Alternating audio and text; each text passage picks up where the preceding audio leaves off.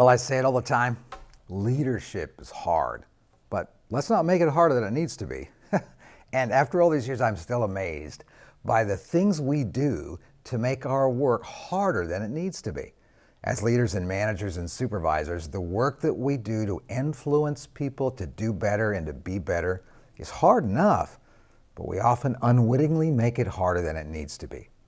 So whether you're a leader or not, I don't think you set out to deliberately make things harder. I certainly don't. I don't get up in the morning and pound dark coffee and clench my fists and my teeth and say, I'm going to head into this day and do everything the hard way. Nobody does that, right? But follow some people around for a hot minute, and I'm sure it looks like that's exactly what they're doing. Why is that? Well, maybe they think that what they're doing is actually going to make things easier. I get that. But what we do to make things easier, often, if we don't think correctly, does the opposite. It makes it easy for now, but harder in the long term. They think what they're doing works. They're running around putting quick fixes in place that make things feel better for now, but create real problems later. Maybe another reason why we make things harder than it needs to be is maybe we're keeping score of the wrong things. Or another reason is maybe we just have an obstinate, pugnacious streak, a mile wide, running right down the center of our heart. And we say out loud sometimes, or certainly in our head, ain't nobody gonna tell me what to do. You're not the boss of me. In some people, that attitude is so strong that they won't even tell themselves what to do. They react to the promises that they've made to themselves, like someone else is telling them what to do.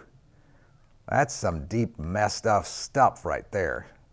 So when I watch the dumpster fires and slow motion train wrecks created by that kind of a mindset, I want to ask myself, and maybe even them, so how's that working for you? So with affection, I really do want to ask you the same question. How's that working for you? As I said in part one of this little short series, and we're linking part one right up here, we all construct rules for our life. Even people who are fiercely independent, as they proudly like to call themselves, create and live by rules for their life. If you pay attention, you'll hear people say their rules. You'll watch them then live by their rules. If you pay attention to yourself, you'll probably even hear yourself think and speak and act out your rules of life too.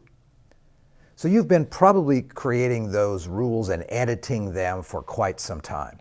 If you face a challenge of time or talent or wisdom, or a challenge of energy or resources or interpersonal conflict for more than a couple of times, you'll quickly create a rule. So what do your rules of life sound like? I don't know, maybe they sound like, I'll never hire a person like Biff again, or I'll never overcommit my calendar again, or I will always count the cost before I make any commitments or I make any promises. Maybe you have a rule of life that says, I'm not going to make any important decisions when I'm tired. And you're tired all the time. Maybe you have a rule that says, I'm never going to tell that story again about myself, or I'll never make that kind of risk again. You know, I could keep going, but I really don't want to poke the bruise, right? At least not right now, not at the beginning of this video. Wait for the next one, right? So here's the deal. You already have collections of rules for your life. They were put in place over your lifetime so far. They're very powerful. They're like laws of physics, and they shape you. But unlike laws of physics, you created these rules and you put them in place. So, how's that working for you? What do your rules of life look like? You probably have a rule, or maybe several rules, around your friendships, around your tight and your loose relationships, around your family. You have rules around time and about how you use time and how you plan, and about what's a waste of time and what's a great use of your time. You've got rules around the roles that you may experience: leader, friend, parent, aunt, uncle, brother, sister. team member, creator, implementer, I don't know, teacher, musician, builder, and on it goes, right? You've got rules around roles, the roles that you play and the roles that other people play as well. So which of those roles are more important to you than other roles, and why? Well, you've got rules about that too. You probably have a rule about money, and you have a rule about health, and you have rules about rest and recuperation. You probably have rules about frustration and what to do with it, and maybe about loneliness and disappointment and conflict, and you have rules about what you always do when you cope with those experiences. So you get the idea.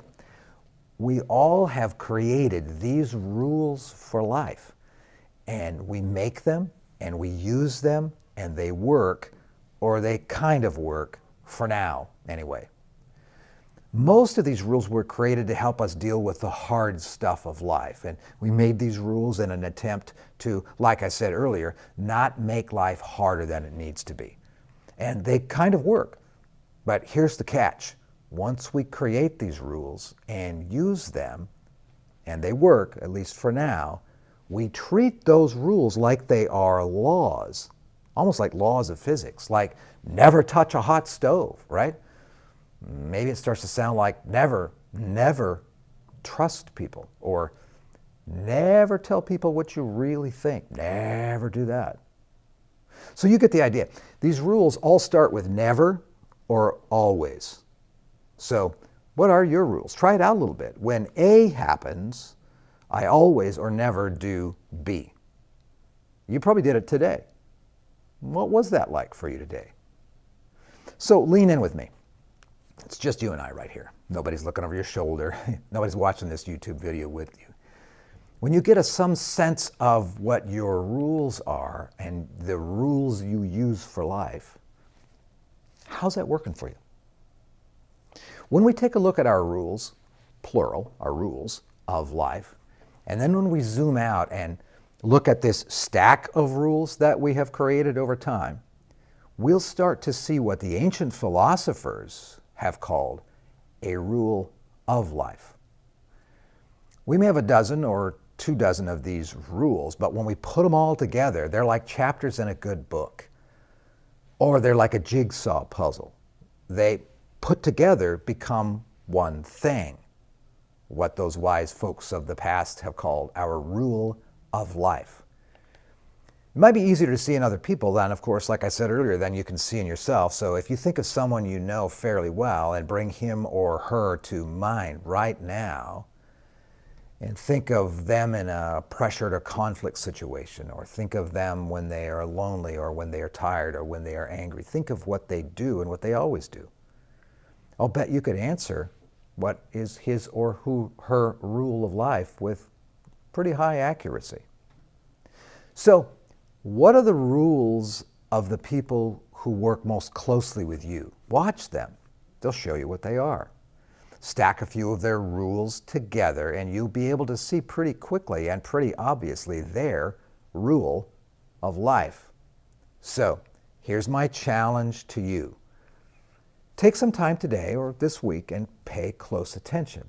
The rule of life by which people around you live and by which you live will become apparent. For example, you'll find that almost every conflict you face at work is because, one, the rules that people use are in conflict with one another, or two, the rules that people have in their rule of life don't work, or three, the rules that they have are about feeling good rather than doing good and being good.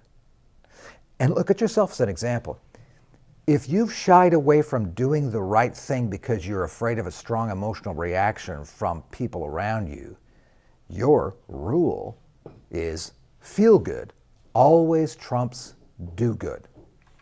So how's that working for you? Probably not very well. You're setting yourself up to be increasingly stressed and anxious. That just means that your rule doesn't work. So it's probably time for a new rule. Then if you zoom out, and when you put that feel good trumps doing good rule together with a few other really powerful rules in your life. And when you look at the entire jigsaw puzzle of your rules, you'll say a rule of life. Your rule of life. Do you like what you see? So in the first video of this series that we have linked here as well, I ask you to think through this quick 5-question test to see if it's time for you to update your rule of life and work. So here are the 5 questions. Number 1, are you emotionally reactive to other people's problems and you soak them up, making them yours, and then you let them change what you do, especially when doing so is not the right thing to do? Second question, do you have the ability to do what's right even when those around you hate it? Third question, do you measure the quality of your leadership and your life based upon how people around you make you feel? Do you need to be liked all the time? And do you change direction so that people like you? Here's the fourth question. Do you adapt to challenge and difficulty and pain by distracting yourself from it rather than leaning into it and addressing it? And here's the fifth question. Do you invest in relationships with people who you want to emulate? So ask yourself these 5 questions, and you'll begin to see your rule of life. How's that working for you? So let's get real. If you pay close attention, you're going to see this and see it very well, not only in yourself, but in other people. It's the rules that we use that end up creating a lot of our problems, or at least making the problems we experience a lot harder than we need to be. Remember, leadership and life itself is hard, but don't make it harder than it needs to be. So coming up in the next video in this short series, I'm going to tell you about what we have learned about the first component of a very wise and vibrant rule of life. That's the put the why before the what rule of life. It's all about consistently applying what you do to a larger context. It's about carefully curating the why behind the what of life. You may already do this to some degree. On a cold Monday morning after a long work and worry-filled weekend, you might wake up to another challenging day, and as you drag yourself out of bed, you mutter, "Why am I doing this to myself?" You have an answer. Is it a good one? So, how's it working for you?